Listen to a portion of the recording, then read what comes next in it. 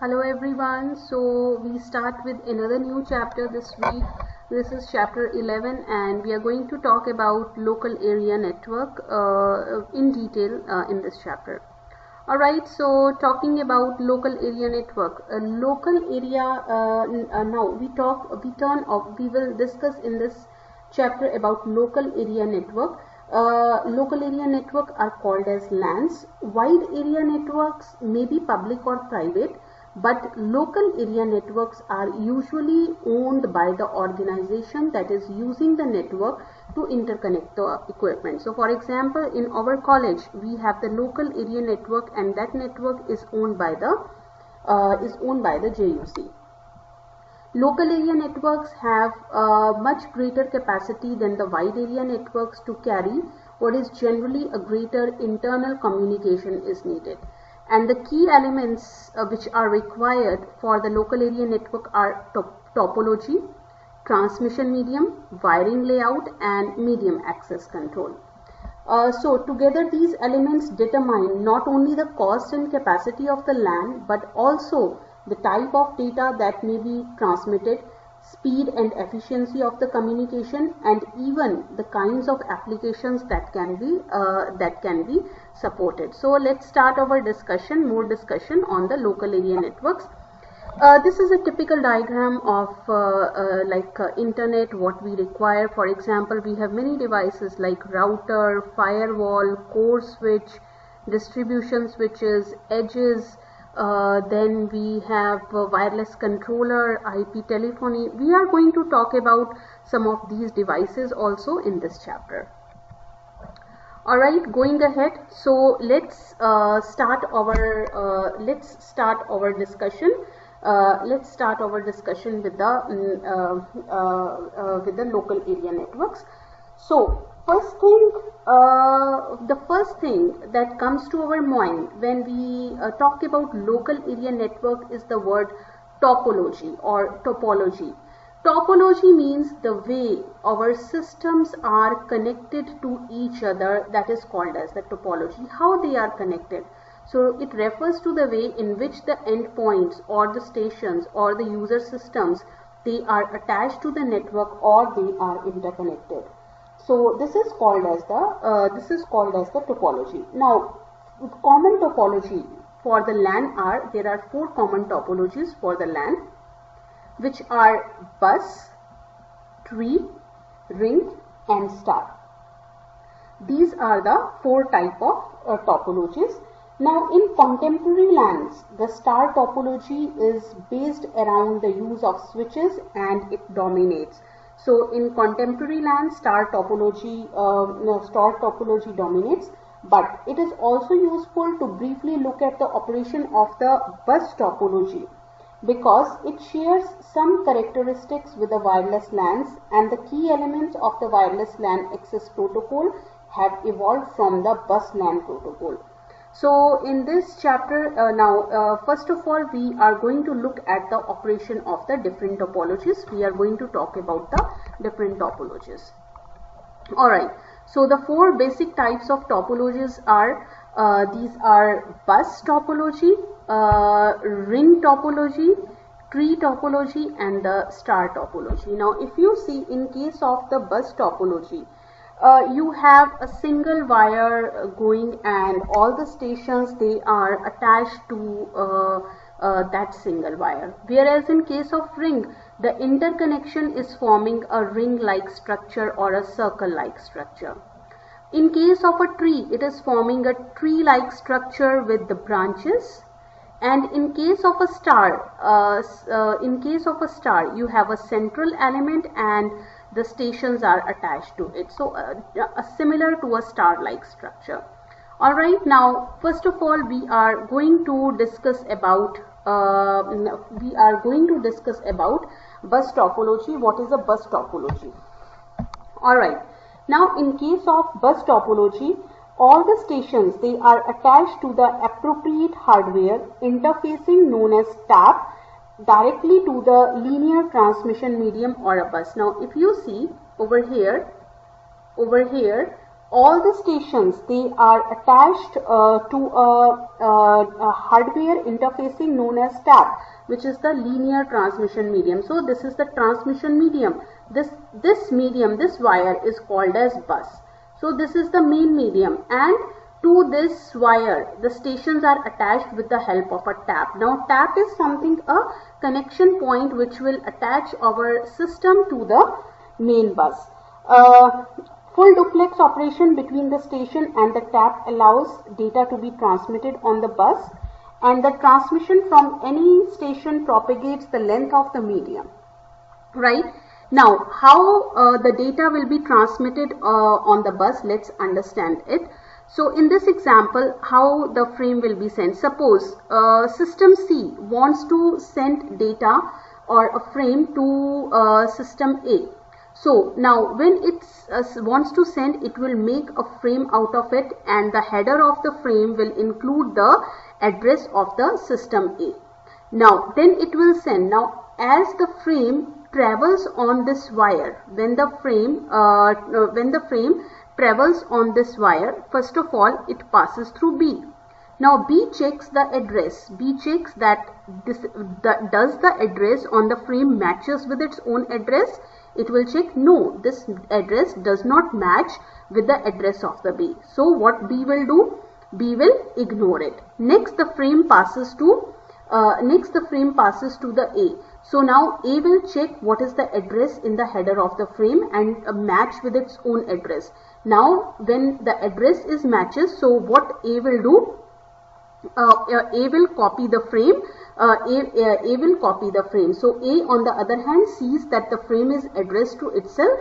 So it will copy the data from the frame as it copy the data from the frame as it goes by.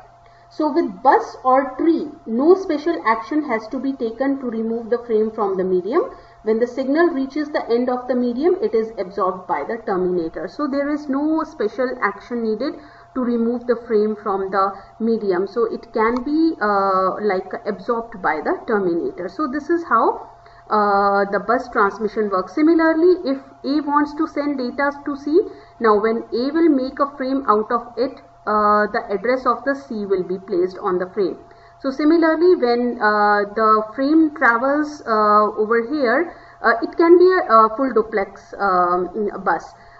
When the frame travels over here, it reaches B. B will again check the address. Since the address doesn't match, B will ignore it. When the frame reaches C, C will match the address. Since the address matches to the C's address, so it will copy the frame. It will copy the frame and check the data. All right. So let's understand some of the differences between a bus and the tree. Tree is just like a bus, but what are the differences? Now, first of all, let's understand for the bus, what is a bus basically. For the bus, all the stations, they attach through the appropriate hardware. As I told, interfacing, that interfacing is called as a tap, and directly to the linear transmission medium. And full duplex operation between a station and the tap allows the data to be transmitted. So full duplex operation is allowed.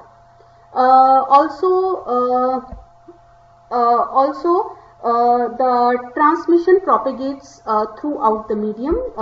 So the transmission, a signal which is transmitted. So a transmission from any station, a signal which is transmitted from any station, it propagates the length of the medium in both directions, and it can be received by all the other stations. And at the end of the bus, there is a terminator, and the purpose of the terminator is it absorbs any signal which was propagating on the bus and removes that signal from the bus. So this is how the bus works. Now coming to the tree. Tree is a generalization of the bus topology. Let's go back and check what is a tree topology. So if you see, even in the tree, there is a single medium propagating over here. Now these are called as taps. Alright, these are called as the terminators, sorry. These are called as the terminators, and the stations are attached to the wire. Now here there will be some hardware which is called as taps. This is called as the terminator. Now in case of tree topology, again if you see, you have the terminators over here, and a bus will be attached to the main bus. A bus is attached to the main bus, and the systems can be connected either to the main bus or to the other bus which is propagating. So a tree topology is a generalization of the bus topology. The transmission medium is a branching cable with no closed loop. So if you see, the transmission medium is a branching cable and there are no closed loops. The tree layout begins at a point called as the head end.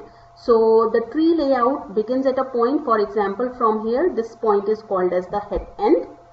Then we have one or more cables which start at the head end, and each of these may have branches. So there can be one or more cables which can start at the head end, and there can be each of these may have branches also. The branches in turn may have additional branches. For example, if this is a branch, this branch can have additional branch, this branch can have additional branch, to allow quite complex layout. Again, a transmission from any station propagates throughout the medium and can be received by all other stations. So the basic working of the tree topology is same as the bus topology, but in terms of layout it is more complex than the bus layout. Alright, so branching cable with no closed loops, tree layout begins at head end and branches out, and same thing, the transmission is heard by all the stations, but the frame will be accepted by the station for which it is intended for, and the other stations will ignore that frame. Alright, now let's move on to the next topology. Alright, so the next topology we are going to talk about is the ring topology. So a ring topology. If you see, ring topology is a closed loop of repeaters joined by point-to-point links. It just forms like a circle or a link. So if you see, there are point-to-point links. This system is connected to this system. This system is connected to this system. So it forms a closed loop or a closed circle-like figure and having the point-to-point link. So in a ring topology, the network consists of a set of repeaters. Repeaters are the hardware devices which are used for increasing the signal of the signal which travels on the wire. We have discussed about it when we were doing the transmission medium. So repeaters joined by point-to-point links in the closed loop. The repeater is comparatively a simple device capable of receiving data on one link, and it allows the data to be transmitted on the bus, and it allows the data to retransmit on the other end. And the links in this are all the unidirectional. Stations are attached to the repeaters. A very important point to note over here is the links are unidirectional. That means, for example, if it is a ring, if it is designed to work in it is designed to work either in a clockwise direction or in a anti-clockwise direction. So the links are unidirectional, which means that data is transmitted only in one direction, so that the data can circulate around the ring in one direction. Either it can be clockwise or it can be anti-clockwise, and all the stations are attached to the repeater. Each station attaches to the network at a repeater, and it can transmit data onto the network with the help of the repeater.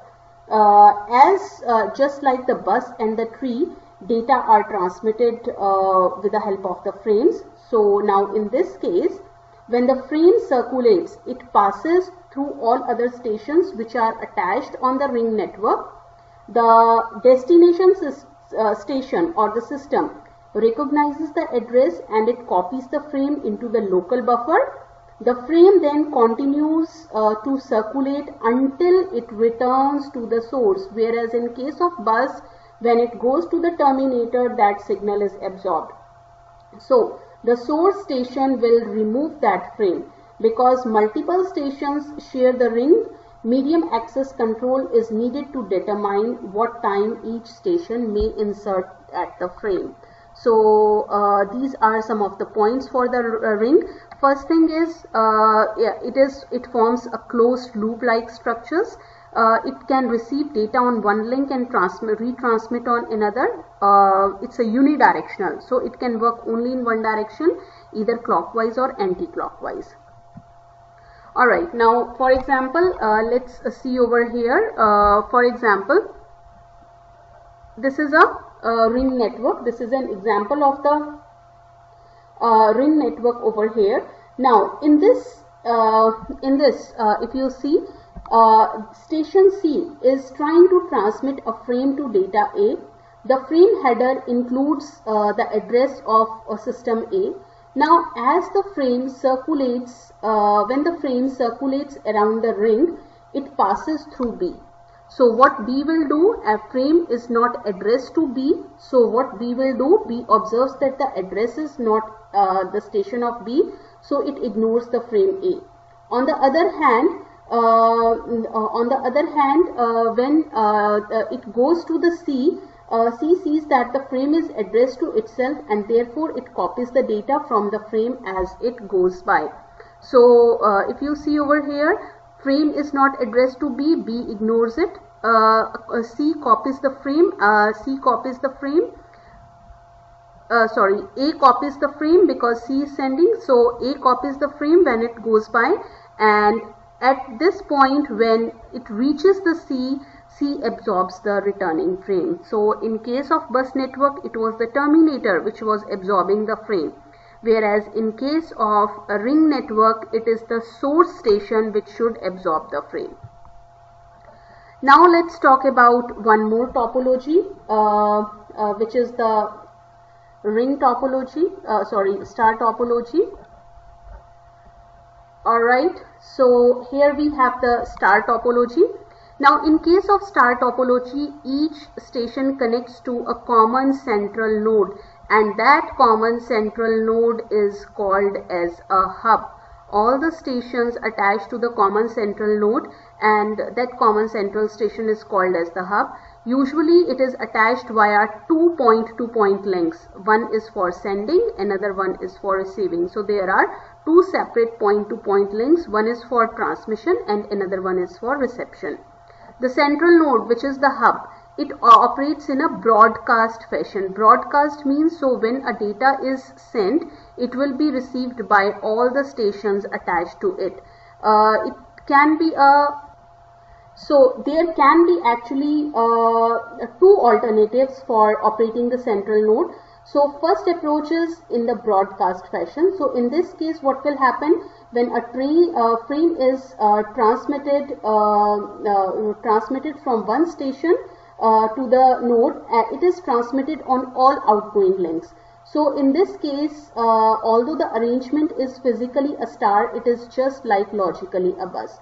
So a transmission from any station is received by all the stations which are attached, but only one station at a time will can successfully transmit. So in this case, the central element is called as the the central element is called as the hub. But another approach for the central node is to act as a frame switching device. So when it acts like a hub, that means it transmits in a broadcast fashion. When the frame is sent from one station to the another, it is sent to all the stations, and only one station can transmit at a time. But it can also act like a frame. Frame switching device. So in that case, incoming frame is buffered in the node and then transmitted on the outgoing link to the destination station. So these approaches, these are the two approaches in which a hub can work for the star topology. Alright, so let's talk about The choice of topology, whatever the topology, we may choose any kind of topology when we are thinking about the LAN or when we are designing a LAN, but the choice of the topology depends upon three factors. First one is reliability. So we need to think how reliable my LAN will be if I choose a particular kind of topology. Second thing is performance, how well it will perform under the certain given conditions. And expandability. Expandability means suppose at present I have only 10 users or 10 systems. Later on in the future, if I have more employees or more systems need to be attached, how easily I can expand my topology. So these are the factors which are considered while we are choosing a particular kind of topology. Alright, now let's talk about what kind of medium can be used for designing various kind of topologies. There are four alternative media that can be used in bus LAN. So, first is twisted pair, and there are two kind of topologies. Two kind of medium, a twisted pair and the baseband coaxial cable. So twisted pair, in the early days of LAN development, voice grade twisted pair was used to provide an inexpensive and easily installed bus LAN. A number of systems operating at a speed of 1 megabits per second were implemented, and scaling up for higher data rates was not practical, so this approach was dropped long ago, that means using the twisted pair. Next is baseband coaxial cable. It uses a digital signaling, and original Ethernet makes use of the baseband coaxial cable. We have actually two types of transmission, baseband and broadband transmission. In baseband transmission, whole bandwidth of the cable is utilized by the single signal, and using the baseband transmission it is possible to transmit multiple signals on a single cable, and by using a process called as the multiplexing, and the baseband transmission uses the time division multiplexing. Whereas in case of broadband transmission, multiple signals are sent on multiple frequencies simultaneously using single channel, and multiple channels can be created in a broadband system by using a multiplexing technique which is called as the frequency multiplexing. So these are the type of the cables which we can use in the bus topology. These were the two types. Now we have next two types also. Broadband coaxial cable. Now broadband coaxial cable. So broadband coaxial cable is a type of cable which was used in the television systems. Analog signaling is used at radio and television frequencies, and this type of system is more expensive and difficult to install, because we know that coaxial cables are difficult to install and maintain than the baseband coaxial cable. So this approach never achieved popularity, and such LANs are no longer made. So that means twisted pair cables had a problem. It has been dropped long ago. It is currently used. Original Ethernet made use of baseband coaxial cables, and broadband coaxial cables, they were used only in the cable TV systems, but it is expensive and hard to install. So again, it is not that much popular.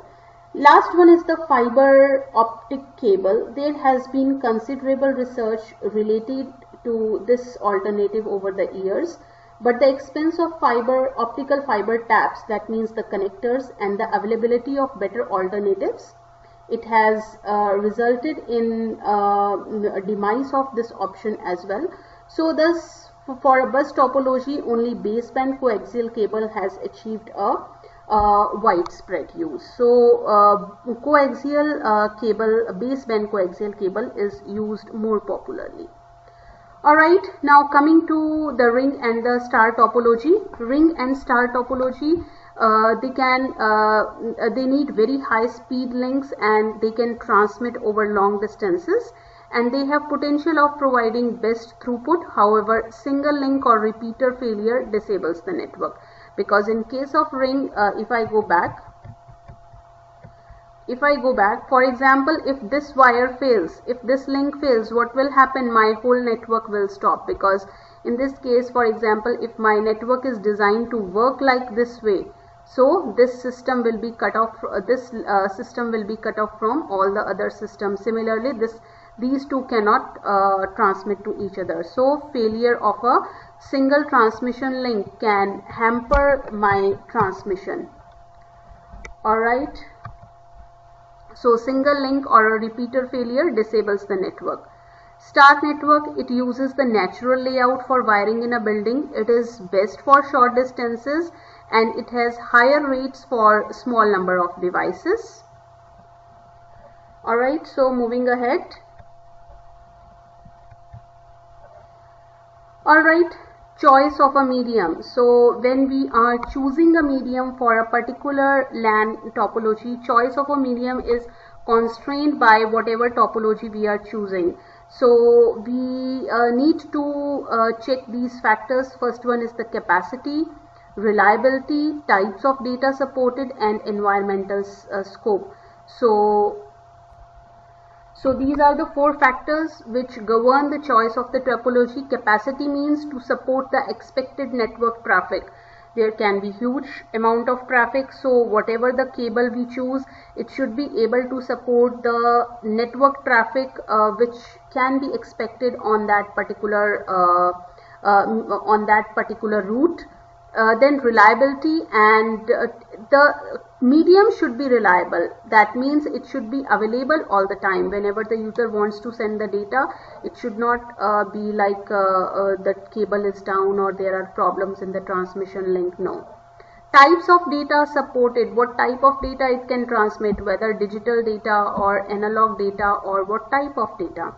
Environmental scope, provides service over the range of the environment. So over the range of environments, it can provide multiple types of services. So these are the four factors which govern the choice of medium. Alright, now what are the types of medium available in the market? So we have voice grade unshielded twisted pair, which is UTP. It is used in category 3 phones, it has cheap and low data rates. Then we have shielded twisted pair baseband coaxial cable. It is more expensive, but it has higher data rates. We have a broadband cable. It is more expensive than the baseband coaxial cables, but it has higher data rates. We have high performance UTP cable, which is category 5 and upwards. It has very higher data rate. It is suited for the star topology. And the last one is optical fiber. It is secure, it has high capacity, it is small in size, but again it is very, very costly. Alright, now we will talk about certain devices which we can use on the LAN. And the first device which is quite important device is the bridge. So let's first talk about bridges, a very important device. The purpose of the bridge is to connect similar type of LAN. So basically the bridge connects LANs together. It can connect number of LANs together. So in almost all the cases we need to expand our local area network. And there are two general approaches which can be used to expand our local area network. One can be with the help of the bridges, another one can be with the help of the router. So first of all, let's talk about the bridges over here. A bridge is the simpler device out of router and bridge. Bridge is the simpler device and it helps to interconnect similar LANs. So it connects similar LANs with identical physical and link layer protocols. Whereas a router is a more general purpose device. It is capable of connecting. A router can connect LANs as well as wide area networks. Whereas bridge is a device which is used to connect only for the local area networks. So we will talk about bridges in this section. The bridge is designed to use between local area network that use identical protocol for the physical layer and the data link layer. Because all the devices, they use the same protocol, so the amount of processing required at the bridge is minimal. So amount of processing the information or sending the frame is minimal. More sophisticated bridges are capable of mapping from one MAC format to the another MAC format. So more advanced bridges, they can map between the different types of MAC formats. Now, why do we use a bridge? Because bridge is used in a situation in which all local area networks, they have the same characteristics. So you may have a question that why not simply to have one large local area network, why to use a bridge? So there are several reasons to use a bridge to connect multiple LANs together, and the first reason to use a bridge is reliability. So the danger in connecting all data processing device in an organization to one network is that if there is a fault on the network, it may disable communication, it may disrupt the communication for all the devices. So that means all your network can be down. So if we use a bridge, only a part of network can be down, the other part is still working.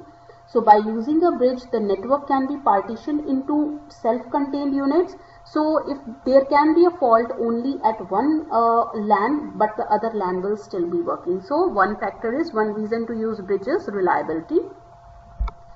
Second reason to use a bridge is the performance. So the performance on a LAN declines. So the performance or the speed will decline when we have more number of devices on the local area network. So if we divide our large LAN into number of smaller LANs, it will give us a good speed and improved performance.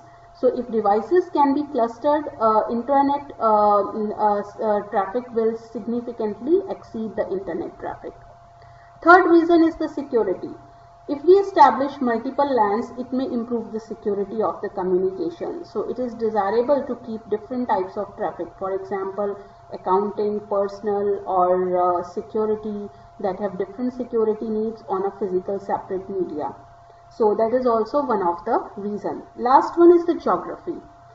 So the two separate LANs are needed to support devices. They are clustered into two geographical distant locations. Even in case of two buildings separated by a highway, it may be easier to use a microwave bridge than to use a string coaxial cable to have between the two buildings. So these are some of the advantages or the reasons of using a LAN. Now bridge functionality. Now let's understand how this bridge is working, how we have used a bridge. So we have two local area networks. Actually we have 20 users in our network. So instead of having only one network having 20 users, what we have done, we have divided our network into local area network into two networks. One is local area network A and another one is local area network B. And how we have divided? We have used a bridge. So on local area network we have 10 stations and local area network B we have 10 stations. So if you see now, bandwidth, whatever the bandwidth was shared by 20 systems before, it has been divided. So the communication will be faster now. So this actually, this is the bridge which has divided the LAN into two LANs. But the LAN A contains users 1 to 10 or the stations 1 to 10, and the LAN B contains stations 11 to 20. Alright, so in this case, let's understand the action of a bridge which is connecting two LANs A and B, and we assume that both the LANs, they use the same MAC protocol. So in this case, this single bridge is attached to both the LANs, and frequently the bridge function is performed by two half bridges on each LAN. So the function of the bridge is simple. Now what it will do, it will read all the frames transmitted on A and accept those addressed to any station on station B. So whatever the frames are transmitted on station A, for example, if one wants to transmit to station 2 or wants to transmit to station 3, it will accept, it will read all the frames which are transmitted on local area network, and it will accept those frames which are to be transmitted to any station on B. So suppose, for example, station 1 wants to transmit a frame to station 12. So it will accept that frame which needs to be transmitted to any station on the local area network B. So it will accept. So the bridge will accept that frame. Using the medium access protocol for B, it will retransmit each frame on B. So it will use the MAC protocol and then it will retransmit for B. And it will do the same thing for B to A traffic. For example, it will read all the frames which are transmitted on local area network B. So for example, if 11 wants to transmit a frame to station 20, so it will read all the frames which are transmitted on LAN A. Now for example, station 12 wants to transmit a frame to station 2. So it will accept this frame which is intended for local area network, and after accepting it, what it will do, using the MAC protocol for LAN A, it will retransmit each frame on A, and this is how the bridge will function. Alright, now let's talk about the bridge design aspects. Several design aspects of bridge can be there. Alright, so first thing is bridge makes no modification to the frame content or format. So bridge should make no modification to the content or format of the frame it receives, nor it should encapsulate them with some additional header. This is what is required. So it should not alter the contents of the frame or whatever data it receives, and moreover it should not encapsulate with an additional header. Each frame can be transferred, each frame to be transferred is simply copied from one LAN and repeated with exactly the same bit pattern on the other LAN. Because two LANs, they use the same LAN protocols, it is allowed to do it. Second thing is, bridge should contain enough buffer space to meet the peak demand. So buffering should be there because frames may arrive faster than they can be transmitted. Over a short period of time, frames may arrive faster. Third thing is, bridge must contain addressing and routing intelligence.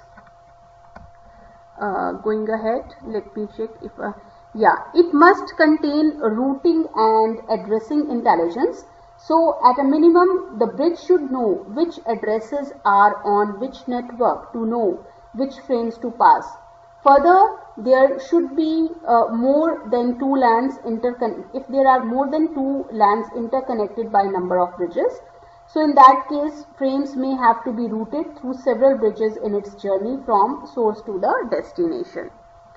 Then bridges may connect more than two LANs. So bridging is transparent to all the stations. So each station has a unique address and does not need explicitly to discriminate between the stations on the same LAN or stations on the other LAN. So for example, what does this mean? If a station wants to transmit a frame to any of the station, it should not explicitly tell the bridge that this station lies on LAN B or LAN X or LAN Y or whatever.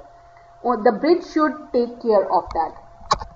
So in short, what I can say, the bridge provides an extension to the local area network that requires no modification to the frames that are being communicated to the stations on the local area network. So it appears to all the stations on the LAN that there is a single LAN. So what does this mean? This means that if a station 1 is sending a frame to station 2 or to station 20, it should appear to the station that it is transmitting a frame on a single LAN, and on which each station has a unique address. The station uses that unique address and need not to explicitly discriminate between the stations on the same LAN. So what does this mean?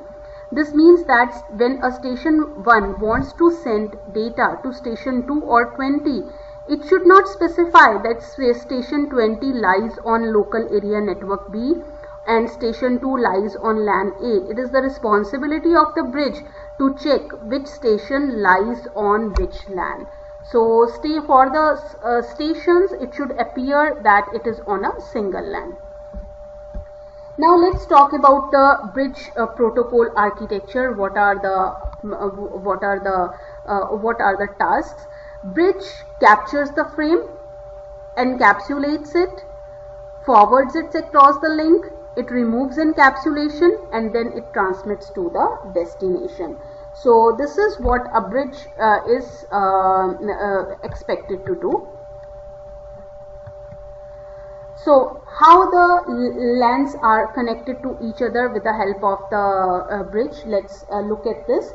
Now this figure shows the simplest case in which two LANs can be connected to each other with the help of a single bridge. The LANs employ same MAC and the same LLC protocol. LLC and MAC, they are the data link protocols. And the bridge operates as we have described just in the previous slide.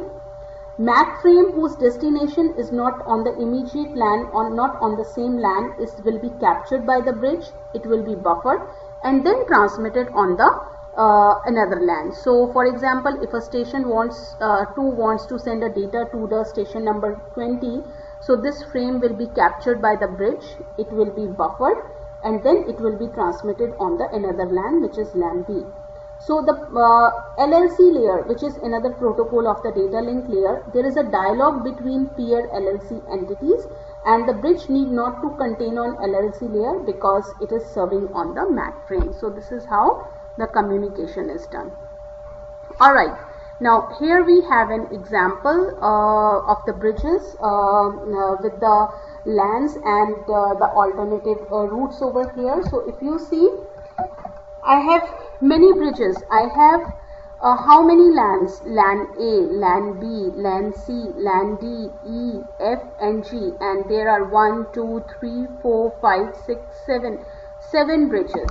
So if you see, LAN 101, bridge 101 is connecting LAN A and LAN B. Then bridge 107 is connecting LAN A and LAN E. Bridge 102 is connecting LAN A and LAN C. Similarly, bridge 103 is connecting LAN B and LAN D. Bridge 104 connecting LAN B and LAN E, and so on. Okay, so let's just talk about an example how the stations are going to transmit by using the bridges. Alright, so we have a simple configuration. Multiple LANs are connected to each other with the help of the bridge in this case.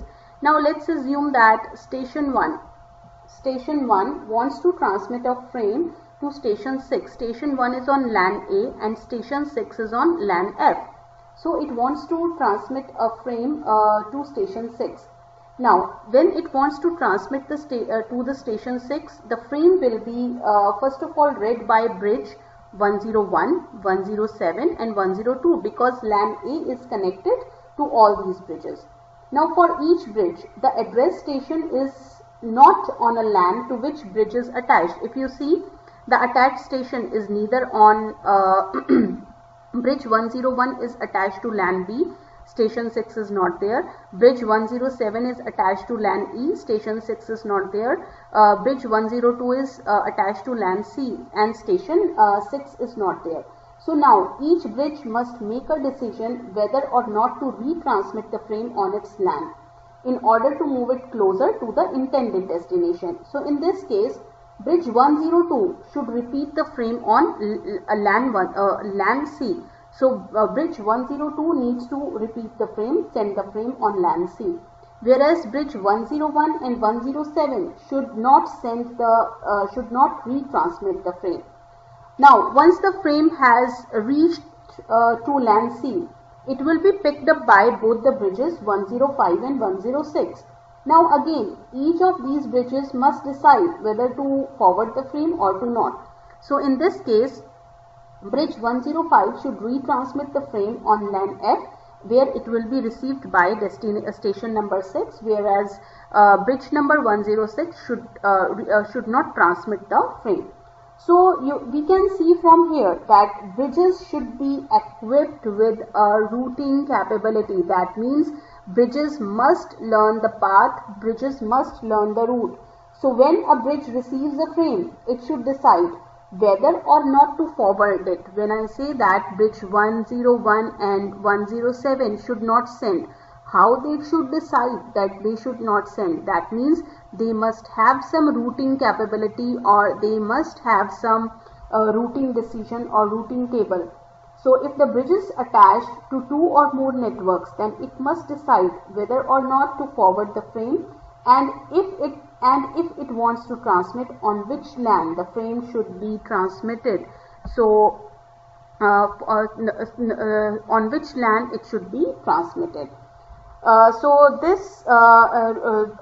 The bridges must have some routing decision or routing capability. But this routing decision which we are talking about, it may not be always as simple as it looks like. Now in this figure, if you see, there are between LAN and LAN A and LAN E, there are 2 routes. The first route is from bridge 101, LAN B, then bridge 104, and then LAN E. Another route is from bridge 107 and directly to LAN E. So there are 2 routes between LAN E. Such duplication provides for higher overall internet availability, and it creates a possibility for load balancing.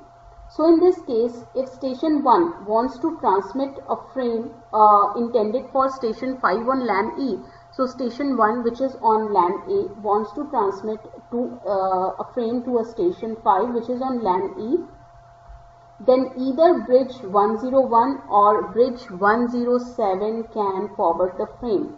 It should appear preferably bridge 107, because bridge 7 is directly attached to the LAN E, since it will involve only one hop, whereas the frame travels through, because if 101 wants to transmit, then it will go to the LAN B, then from LAN B it will go to the LAN bridge 104. That means it has 2 hops.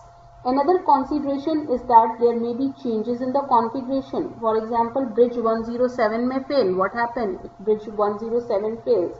So in that case, subsequent frames, all the frames from station 1 to 5, it should go to bridge 101 and then to bridge 104. So we can say that routing capability must be taken into account the topology of the internet configuration, and it may need to be dynamically altered. So this is all about for today's lecture, and we are going to talk about more about routing, what type of routing algorithms or routing type decisions a bridge can have in the next lecture. So thank you so much.